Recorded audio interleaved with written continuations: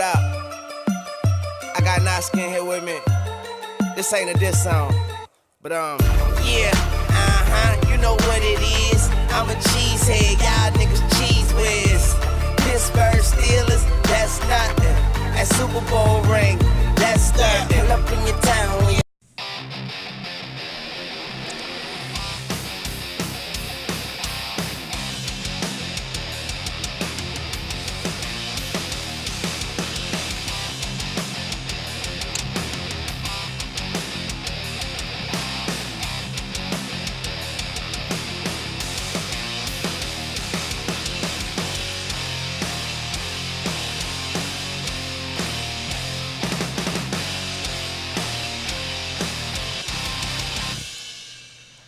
Hi, everybody. Welcome to Packers Unscripted from Packers.com. I am Mike Spofford. He is my partner in crime, Wes Hodkowitz. We're coming to you here from our studios at Lambeau Field. And Wes, it's almost here. Packers Vikings slated for noon Sunday kickoff at Lambeau Field. It is Friday, our final show of the week, and that means keys to victory. So we can start on the offensive side, the defensive side, whatever direction you want to go, but where do you think the Packers need to succeed to come out victorious here on Sunday afternoon? Very easy answer to this, Mike. You cannot let the Minnesota Vikings rush for 172 yards. Is going to be the biggest thing. And I know that's going to sound somewhat like a joke, but at the same time, there is some relevance to that. The Atlanta Falcons, it was one of the rare things that you see in this game in 2019 where the run game completely dictates the tempo of the entire football game. And as you illustrated earlier this week on our shows, other things happened. There were takeaways. There were situations that unfolded that allowed Minnesota to win in the way in which they did. But ultimately, it came down to the fact that they just ran roughshod all over them on the ground all day. Yeah. You and I have both talked about different aspects of this run defense from last week. Obviously, I had the story on Packers.com talking about how the Packers went with more of an unconventional 3-3-5 look. Got that right this time. Nicely done. With going with the five-man front, though, and one true inside linebacker, and then just a bunch of defensive backs, and they asked them to tackle, and they did. Right. As you also illustrated in one of your stories, B.J. Goodson now gets involved in this defense. It sounds, from talking to Matt LaFleur and also Mike Pettin, that he could very well have a role in this defense, particularly in the early down situations against Minnesota. So whatever concept the Packers run with here, containing Dalvin Cook, to me, is the primary objective, because even though Kirk Cousins is an all-world quarterback, he's a franchise quarterback, all those different things, and they have outside weapons, if you allow Dalvin Cook to start dictating what you have to do defensively, it's going to be a rough afternoon. Yeah, and I say exactly the same thing as far as a key to victory on the defensive side of the ball. And I'm going to say it this way. Based on the evidence from week one against the Atlanta Falcons, and obviously that's a small sample size, but this Vikings offensive line is a better run-blocking offensive line than a pass-blocking one. Yeah. So it sounds kind of crazy to say that you actually want to turn the ball over to Kirk Cousins when he came into Lambeau Field last year and threw for 400 yards and a bunch of touchdowns, right, especially late in the game and all of that. But frankly, Mike Zimmer is putting together the type of offense that he wants to play. He's fought with his offensive coordinators in the past about not running the ball enough. He wants to run the ball and play defense. So if you're going to beat this Minnesota Vikings team that is really starting to take the shape that Mike Zimmer wants, you're going to have to get them out of what they want to do. And that's not to say that Kirk Cousins and Stephon Diggs and Kyle Rudolph and Adam Thielen are going to be an easy group to stop if you turn the game over to them. But I'm with you, Wes. You cannot let Dalvin Cook dictate how this game goes. And if that starts happening at Lambeau Field, the Packers are going to have to adjust, whether you're going to try Raven Green next to Blake Martinez as an inside linebacker or go with the new guy, right, B.J. Goodson, or work Ty Summers in there. Whatever you're going to do, you've got to find a way to not let Dalvin Cook dictate things, and then the Packers defense settles in. Use the pressure the steady pressure you got on Mitch Trubisky, get after the quarterback in that way, and see if you can come out victorious. Yeah, and the other thing is the way to look at it as well is that, Jair Alexander and Kevin King and the resources that they have in the secondary, I think in some regard you have to trust them to be able to handle Thielen and to handle Diggs, and that's easier said than done. Sure. I totally understand that, but you go back to another thing you were mentioning earlier this week, in that, the way Kevin King was playing before that lower body injury crept up on him against Minnesota last year, the different permutations of this defensive core that you can use, particularly at that second and third level. This is going to be a big test for those guys up front. So whatever that secondary can do to lessen that load and take away that dimension of the Vikings offense is going to really be beneficial. And to close this all out, the other thing I wrote in Insider Inbox this week is, a fan had asked, and it was a pertinent question about, okay, what do the Packers still have left to show, given some of their offensive things that happened in Chicago? I mean, is there going to be different things that they didn't get to, different concept, different scheme, that they're going to be able to unveil as an unscouted look? And I said that's totally plausible. But also the Minnesota Vikings are going to be in a very similar situation with their passing Exactly. game. With only 10 pass attempts on film from week 1. I was talking to Tremont Williams about this in the locker room yesterday after practice. They don't have a lot to go on in terms of the 2019 Vikings passing game because Cousins only attempted 10 passes against the Falcons. Yeah, and Preston Smith now, who is in his 5th NFL season, he said he can't really remember going into a game after a quarterback had only thrown 10 times. So this is going to be a real chess match, I think, in that way, seeing exactly how the Packers' pass game matches up with what, on the opposite side of the ball, Minnesota wants to do, and who's going to win that battle. But again, getting back to my original point, I think it starts up front. I think it starts with shutting down Dalvin Cook and being able to really show that, we're not going to allow you to run over us the way that Atlanta did. Yeah, and then you mentioned having kind of that trust in Jair Alexander and Kevin King. If week 1 is any indication of what the Packers can do in terms of getting pressure on the quarterback, you trust if you're putting the Vikings into passing situations, you're trusting that you're going to continue to get that steady pressure and not let Kirk Cousins sit back there. Yes, and then the other thing that I like, and again, it's only one sample size. I totally get that. There's going to be 15 more weeks for this defense to prove itself. But the one thing that I really took away from that game against Chicago is that these guys can rush and get after the quarterback without forsaking their assignments. I mean, there were so many times in the past it seemed like guys would jet rush, interior linemen would jet rush, but then a gap comes open, an opportunity presents itself. The way they were able to suffocate that pocket with Mitchell Trubisky in it, and now this week you got a quarterback that is probably less mobile than Trubisky, they need to keep that pressure going. So whether that's the Smiths, whether that's some of the blitz stuff that, Mike Pettin has been wanting to incorporate, Dean Lowry, Kenny Clark, it's a full boat approach to the way in which you have to actually attack this Vikings passing game. And when you're talking about that jetting up the field and abdicating other assignments, that's when you're vulnerable to the screens and the draws. And the Vikings, for what they have done offensively against the Packers in recent years, they always seem to hit them on a screen pass for a big play because guys are too anxious to get after the quarterback. And that's something with this new defensive front, some of the new pieces here, maybe that changes. And as much as you and I can talk about the sack totals, the quarterback hits, the pressures, that Darius Smith had 10 or whatever, the thing that is not going to be as gaudy or not as flashy that people want to talk about is the Packers just played really fundamentally sound football against the Chicago Bears, and then the results were what they were after that. Yeah, well, on the offensive side of the ball, as far as a key to victory, I kind of look at this as almost a reverse chain reaction, because for me it starts with being able to convert on third down, because as we talked about, 2 for 12, not good enough. Well, how do you convert more on third down? Well, don't get in 10 plus quite so much, because 6 of those 12 were 10 plus. Well, how do you avoid getting into 10 plus? It's by running the football well on first and second down. So that chain reaction takes us back to this Packers running game needs to get going and needs to produce more than it did against the Bears. Unequivocally. And that was something that Nathaniel Hackett was sort of talking about when he came to the podium on Thursday discussing, kind of some of the issues they had right off the bat trying to run the football. He mentioned it. The question was asked if he felt like if they were able to maybe make some of the headway that they did in the second half right off the bat, how much of a difference it would have made throughout the course of the game. And he agreed it would have been a significant one. They were able to carve out those yards. I think, Aaron Jones finished with 39 rushing yards. That might not seem like a lot when you look on the outside looking in, but when you look at that first quarter, the negative 12 yards or wherever they started, it was progress. So I still stick to what I said before the Chicago game, because the job's not going to get any easier. This is still a really good run defense. It's a great defense in general.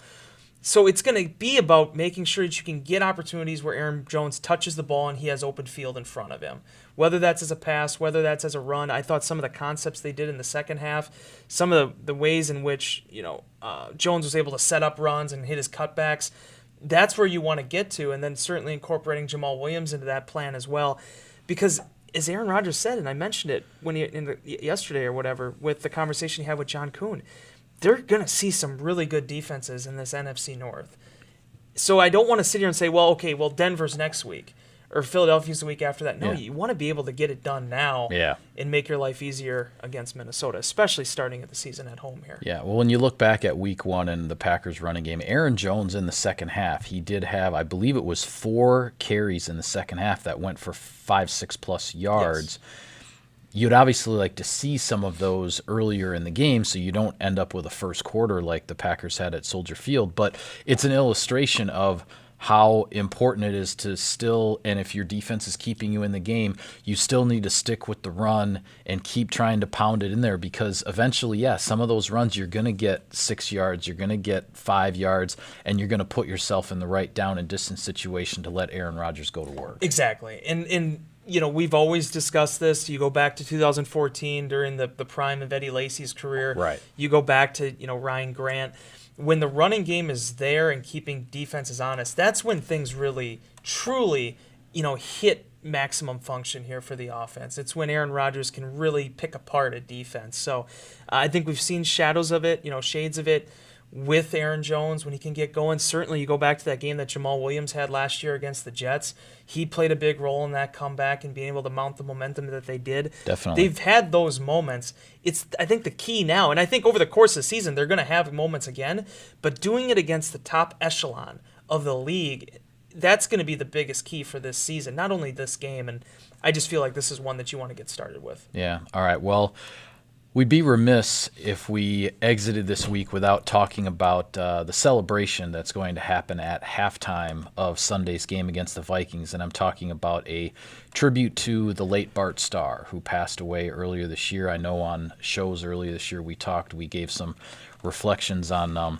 Mr. Starr. The Packers wearing a number 15 decal on the back of their helmets all season long this year in memory of Starr, just a tremendous individual. I'm really excited just to see the tribute and to be able to do something like this in front of the 80,000 fans that are going to come to Lambeau Field, because you and I, Wes, we've been at plenty of games over the years that when Bart Starr was able to come out of the tunnel, whether it was on alumni weekend like this one is, or whether it was for Brett Favre's number retirement, his number being added to the facade of Lambeau Field on that rainy Thanksgiving night, any time that Bart Starr has come out of that tunnel, the cheers from the Lambeau Field fans have really been something else. And I'm excited to see the fans get to enjoy kind of one last moment in memory of Bart. I'm going to do a little bit of a story time here with Wes Hodkowitz. I hope that's okay. I'm Absolutely. going to take this probably a little bit off the rails, but to me, and you're right, the crowd is always just completely went wild for Bart Starr. You want to ramp up a crowd, get Bart Starr out there, they'll be with you. There was a reason why Brett Favre wanted him back with him in 2015, right? I mean, just right.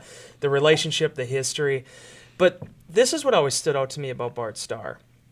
And it goes back to I'm not even talking about the alumni weekends or him coming back and holding a flag and, revving people up.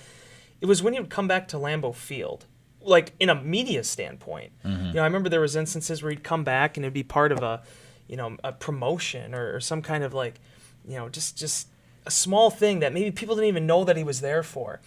And where I want to tie this back to is I'm lucky to still have one of my grandparents alive, a wonderful woman who I love very, very much. When Starr would come back, and I remember talking to Mike Vandermoss about this, it was almost sort of like your grandparents sort of coming over, when you're 8, 9, 10 years old. Sure. And just that feeling that you would get when they're there and they're hanging out, you're telling stories, maybe playing some ball with you or something like that. I always got a very similar feel whenever Bart Starr was in the building.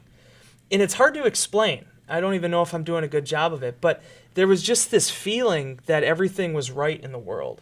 And he did that. He carried that torch for this organization for so long. so many generations have been affected by him, impacted by him. And when you look at the impact that him and his wife Cherry made, Bart Jr., everybody at the Bart Starr Foundation, I said it earlier this spring, I mean, that's a legacy. Yeah. That's something that past your lifetime will continue to resonate with generations to come. Fathers mothers will talk to their children about what he meant and what he represented. And I think that's really special. Yeah, I can't say it any better than that. So appreciate your thoughts there. Before we go here at the end of the week, Wes, other games, week 2 in the NFL. If you start in the NFC North, the only division game is Packers and Vikings, but the Bears on the road at Denver and the Lions at home against the Chargers, both trying to avoid 0-2. Well, I guess for the Lions it wouldn't be 0-2 because they're 0-1. Yeah. But both teams trying to avoid going winless through the first 2 weeks of the season. It's weird in this whole gamut of the NFL how it just always seems like if a coach leaves and gets another head coaching job somewhere else, they always end up playing that team the next year, right? Yeah. Like Vic Fangio was sort of the innovator, helped renovate that defense. And this is an AFC-NFC Yeah. matchup that only happens once every 4 years, but it happens the first year that Fangio leaves Chicago and goes to be the head coach of the Broncos. And I'm sure it's no surprise whatsoever that it just so happened that this got scheduled for week 2. But the fact that this ended up being on the 2019 slate, I think is really funny that you have Vic Fangio now after everything he did last year with those defensive players in, Khalil Mack. And now he's going to be talking to his offensive coordinator, discussing how you need to, attack these guys. Yeah, Basically fighting a mirror of yourself. And certainly Matt Nagy's going to have a great vantage point on what Fangio does with his defense in Denver. So that's going to be a great matchup to watch. Certainly 2 0-1 teams. I mean, one of those is going to be 0-2. I think I always talk about that this time of year, but I know Denver's going through slight rebuild, but the fact that they traded for Joe Flacco tells you that, or I should say whatever it was, signed Joe Flacco, tells you that they still feel like they can contend this year. So that's going to be one to follow to see exactly how all those pieces fall into place. As far as the Lions, even though they're at home, I think they have their work cut out for them. Just based on, the Chargers and Phillip Rivers have been up and down over the years, but it just seems like they found their rhythm again based on what happened last year. Yeah.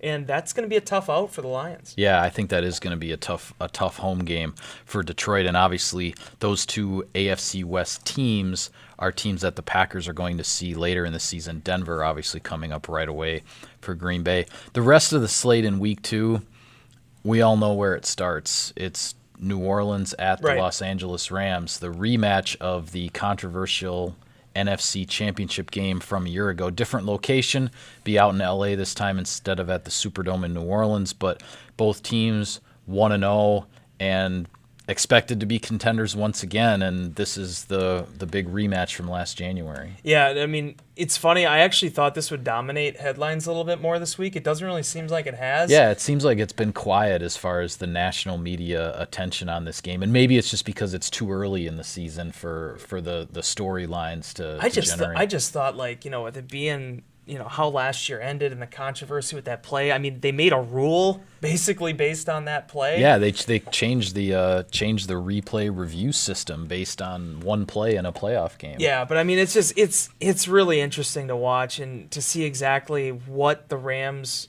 can do this year. The Rams remind me of that title contender, right? That has this incredible, miraculous run and gets the shot.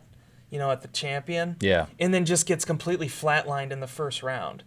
And seeing how they build themselves back up here with a young team for the most part, a young core, that's going to be my one of my top 3 things to watch this season. As far as the Saints are concerned, you always know what you're getting with them. That is as steady as a program as there is right now in the NFL. You know where their strengths are. You know where their relative weaknesses are. And seeing exactly where those 2 things meet and if they can make another run here 10 years after their last championship, it's going to be fun to watch. And just seeing the ramifications and implications for this conference. A lot is going to be decided in the NFC West this year. I think the NFC North is strong, the NFC West is strong. I could very well see that being the two divisions that are vying for those wild card spots at the end of the season. So I agree. Games like this, especially with the Saints pulling off the win that they did last week, has a lot on the line with it. Yeah, it could be. We'll see. You never know in September football in the NFL, but it could be a pretty high-scoring game if the weather is good in LA and everything between those two offenses. A couple other NFC games I've got my eye on, Wes, mostly involving the NFC East, because Dallas is playing at Washington, and then Philadelphia is playing in the NFC South at Atlanta. But the Dallas-Washington game, I bring it up just because Dallas started with a division win last week over the Giants, and now they're going on the road to D.C. to play Washington. If you win, the much same situation the Packers are in, if you win your first two games of the season, both against division opponents, and you start 2-0, and you've got those two pelts on the wall, so to speak, from your own division, that makes everybody start to take notice right away. And with regards to the Eagles at the Falcons, the Eagles with a strong comeback at home after falling behind Washington last week, they come back and win. Atlanta trying to recover from what really was a debacle of a week one for them in Minnesota, and a Falcons team that a lot of people are wondering, are they ever going to get back to where they were in 2016 when they were on the verge of winning the Super Bowl? Suddenly they've got a really good Philadelphia team coming into Atlanta, and the Falcons trying to avoid 0-2. So this is season 4 of the show that we've been doing, right? Yeah, that's where I think so. We've worked into it so far, and we've been doing the, breaking down the games, looking at a little bit of a preview going into the Sunday games for the last, however many episodes. I'm sure Marvin knows upstairs. Is it just weird? Like, the Atlanta Falcons always have the hardest schedule in the NFL. It never seems like, and I'm not making excuses for them. They didn't play well last week, and they got their butts handed to them for it. But it just always seems like, hey, they didn't have the 2016 Cleveland Browns coming up the next week. It's like they always have to be back on their A game. The Philadelphia Eagles, man, we can talk. You're absolutely right about the Dallas Cowboys. I think there's a lot of momentum right now. I mean, if they get Dak Prescott's contract done here in the next couple weeks. That's a big issue. I think that's going to be, like, if they actually get that done during the season, they're going to be floating on cloud 11. I mean, it's just because of you saw just the way they played with Zeke being back on the field. And I watched that whole game. It just seemed like they had a real incredible energy about them on both sides of the ball. So for the Eagles' perspective, they have to keep up with that. So if you're Philadelphia, if you're Doug Peterson, I think you got to go in there and you got to put on the film of what happened last week, the Falcons, and you say, Jordan Howard, Darren Sproles, whoever you want to throw at them, we're going to run it down their throat until you can prove differently. Right. Because that's when you put that on film, you hear it time and time again. That's where teams are really going to try to hit you. Yeah, definitely. And that's another opponent.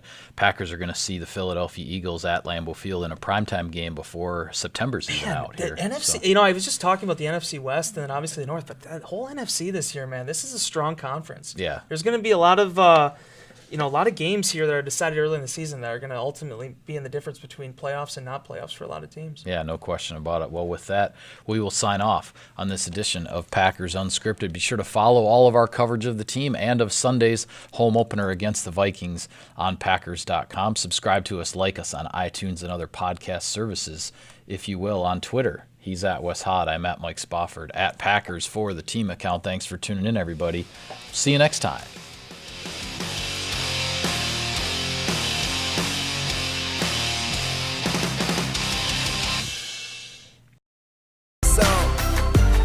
I just love my team.